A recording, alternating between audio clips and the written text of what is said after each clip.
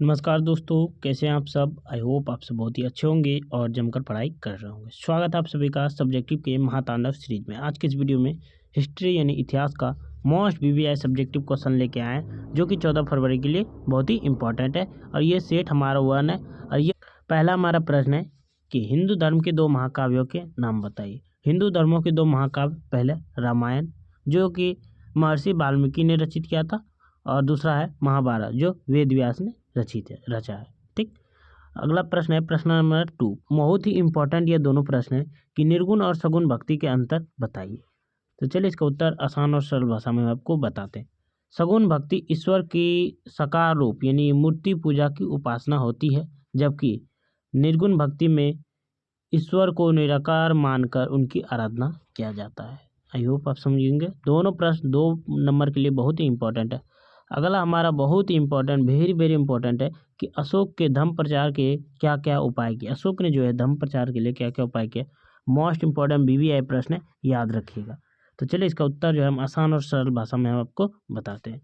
सम्राट अशोक ने अपने धर्म यानी कि नैतिक नियमों के प्रचार प्रसार के लिए निम्नलिखित महत्वपूर्ण उपाय किया। तो चलिए देख लेते हैं क्या क्या उपाय किए। ठीक ना। पहला क्या किया? पहला उन्होंने धम्म महामात्रों का नियुक्त किया। अशोक ने जो है धम्म महामात्र नामक विशेष अधिकारियों को क्या नियुक्त किया, जिनका काम जनता के बीच घूम घूम कर धर्म का प्रचार करना और उनके कल्याण की देखरेख करना था। दूसरा पॉइंट बात करें तो दूसरा पॉइंट उन्होंने किया अभिलेख खुदवाना। उसने अपने संदेशों को चट्टानों, पत्थरों तथा स्तंभों पर खुदवाया और उन्हें सार्वजनिक स्थानों पर स्थापित किया ताकि आम लोग भी पढ़ सके। दूसरा है विदेशों में प्रचार। अशोक ने केवल भारत ही नहीं बल्कि असीरिया, मिस्र, ग्रीस और श्रीलंका में अपने पुत्र जो महेंद्र और पुत्री जो संघमित्रा के माध्यम से जैसे देशों में बौद्ध धर्म का प्रचार करके भेजा। चौथा है स्वयं आचरण। ठीक। अशोक ने स्वयं हिंसक युद्ध का त्याग कर दिया और अहिंसा व जन कल्याण का मार्ग अपनाया, जिसे प्रजा क्या हो प्रेरित हुई। आई होप आप समझिए। अगला प्रश्न है मोस्ट इंपॉर्टेंट, ये भी वीवीआई प्रश्न है कि गुप्त काल के इतिहास के स्रोतों का वर्णन कीजिए। मोस्ट इंपॉर्टेंट वीवीआई प्रश्न है। ठीक ना, याद जरूर कर लीजिएगा। तो चलिए इसका उत्तर देख लेते हैं। उत्तर, गुप्त काल के इतिहास को जानने के लिए हमारे पास 3 प्रमुख स्रोत उपलब्ध है। ठीक। क्या क्या 3 प्रमुख जो उपलब्ध स्रोत है वह है, पहला साहित्यिक स्रोत कालिदास की रचनाएं। ठीक ना, जिसमें अभिज्ञानम शकुंतलम मेघदूतम। ठीक। विकास दत्त का मुद्रा राक्षस और चीनी यात्री फाइयान का यात्रा वृत्तांत गुप्त काल समाज के संस्कृति की विस्तृत जानकारी हमें देता है। आगे बात करें अभिलेख। ठीक। अभिलेखीय स्रोत समुद्रगुप्त के दरबारी कवि हरिसेन द्वारा रचित प्रयाग प्रशस्ति समुद्रगुप्त की विजयों का प्रमाणिक दस्तावेज है। इसके अलावा एरन का अभिलेख और मेहरौली का लौह स्तंभ भी क्या है महत्वपूर्ण है। आगे बात करें तीसरा मुद्रा शास्त्रीय स्रोत यानी सिक्के। गुप्त का शासकों ने बड़े मात्रा में सोने के सिक्के जारी किए। इन सिक्कों पर राजाओं के चित्र, ठीक, जैसे कि बीना बजाते हुए समुद्रगुप्त और गत तिथियों अंकित है, जो उनकी आर्थिक समृद्धि का और कला प्रेमी की क्या करता है दर्शाता है। आगे बात करें क्वेश्चन नंबर 5। क्वेश्चन नंबर 5 है, ये तो मोस्ट इंपॉर्टेंट है, याद रखिए, आने वाला है, याद लिख लीजिए, भी है। ठीक।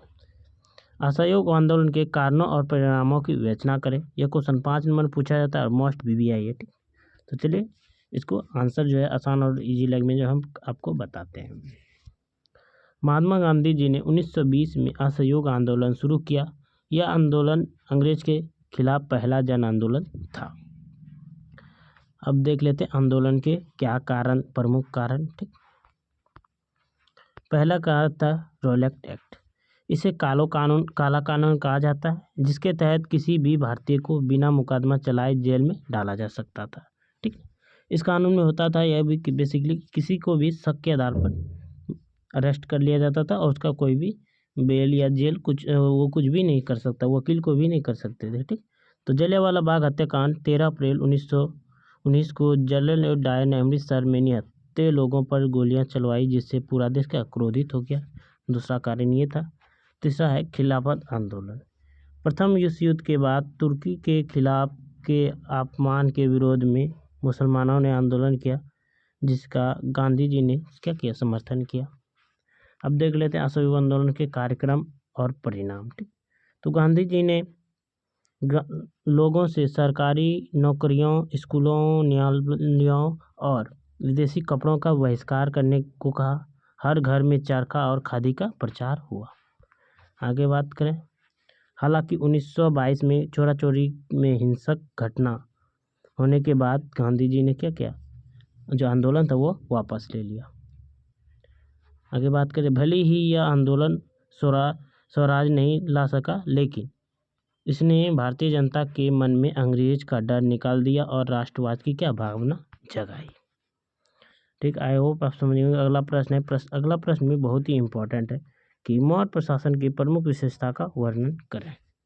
चलिए इसका भी आंसर देख लेते हैं।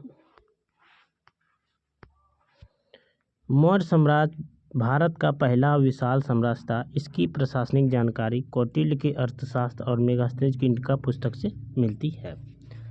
अब देख लेते हैं इसकी प्रमुख विशेषता क्या क्या था। पहला, केंद्रीकृत शासन। ठीक, राजा सर्वोच्च अधिकार होता था। ठीक ना, जो भी ये फैसला लेना होता था वो कौन, राजा लेते थे। न्याय, सेना और कानून का मुख्य स्रोत राजा ही था। ठीक, दूसरा है मंत्रिपरिषद। राजा की सहायता के लिए मंत्रिपरिषद होती थी, जिसमें प्रधानमंत्री, पुरोहित और सेनापति प्रमुख होते थे। अगला तीसरा पॉइंट हमारा प्रांतीय शासन। विशाल साम्राज्य को 5 प्रांतों में बांटा था, जैसे तक्षशिला, उज्जैन, तोसील और स्वर्गगिरी और पाटलिपुत्र। इन शासन राजकुमारों द्वारा चलाया जाता था। आगे बात करें, चौथा गुप्तचर। ठीक, यह बहुत ही इंपॉर्टेंट था इसका, गुप्तचर। ठीक, मौर्य प्रशासन में जासूस का जाल बिछा हुआ था, जो राजा को पल पल की खबर देता था। और अगला पॉइंट हमारा पांचवा, सैन्य व्यवस्था। चंद्रगुप्त मौर्य के पास विशाल सेना थी, जिसमें पैदल सेना, हाथी, घोड़े और रथ शामिल थे। इसका प्रबंध 30 सदस्यों की एक समिति करती थी। और छठा हमारा पॉइंट है, मौर्य साम्राज्य इतना मजबूत था कि अशोक जैसे शासक पूरे भारत को एक सूत्र में बांध सके। आई होप आप सब समझ गए होंगे। तो बताइए आप सबको ये वीडियो कैसा लगा। अगर आप सबको ये वीडियो अच्छा लगा तो वीडियो को लाइक करके चैनल को सब्सक्राइब जरूर कीजिएगा। चलिए मिलते हैं अगले वीडियो में। जय हिंद, जय भारत।